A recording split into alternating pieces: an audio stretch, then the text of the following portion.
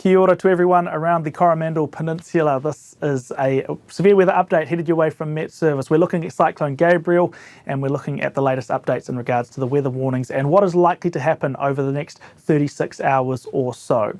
Rain has really set in this morning across the peninsula. Some heavy falls in particular about the mountain ranges. This is about the fourth time already this year that Coromandel has been subjected to persistent heavy flooding rain.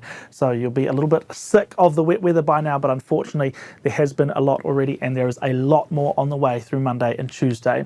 This is where we're currently sitting. This is what we've seen so far in terms of Cyclone Gabrielle. In the past 24 hours, wind has cranked up across the Coromandel Peninsula. Gusts over the land there have been around about 110 kilometres an hour, but over the islands, particularly the islands right off that northern tip of the peninsula, the wind gusts have been getting way stronger. We've seen some exposed sites clock in wind gusts over 150 kilometres an hour. That is very strong and certainly will cause damage if wind of that strength does blow through the remainder of the area. We are seeing power outages rolling across the upper North Island at the moment. If you haven't had a power outage, maybe plan for that eventuality because it is a possibility in the next couple of days. In terms of rain, it's really been rolling through this morning in particular, and we have already tallied over 100 millimetres in places with a lot more on the way.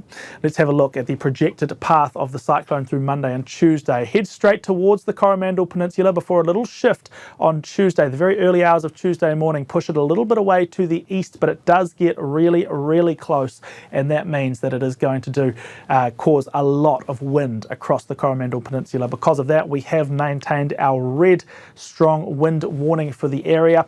With the passing cyclone, the direction is actually going to be quite variable, starting off southeasterly, eventually becoming southwesterly.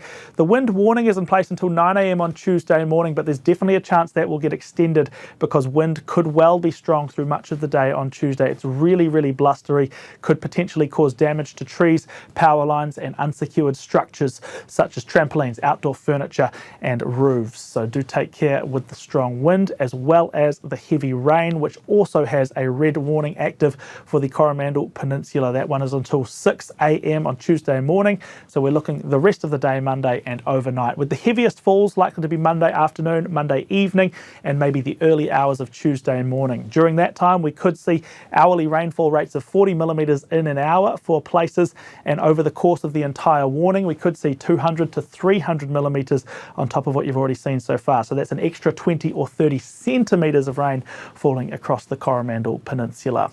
One more thing to be aware of, particularly for those of you in coastal properties, the waves are going to get exceptionally large or stay exceptionally large along the eastern coastline of the North Island, including that eastern side of the Coromandel Peninsula.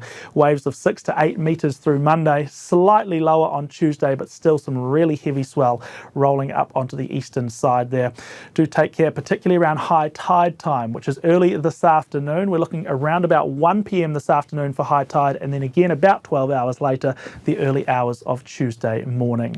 Just a couple of key messages here before we wrap up. Heavy rain, severe gales. That's what we're expecting across the peninsula as Cyclone Gabrielle passes through Monday. Most of the day on Tuesday as well. We will start to see a bit of an easing trend to both the wind and the rain through the afternoon and evening hours of Tuesday. During the storm, when you're in the thick of it, do minimise your travel. Try and cancel all non-urgent, non-essential travel. You don't want to be out on the roads when things start to get worse. Steer clear of the coastline as well due to those very large waves. If you do come across flood waters, stay out of them, whether that's on foot or in your vehicle.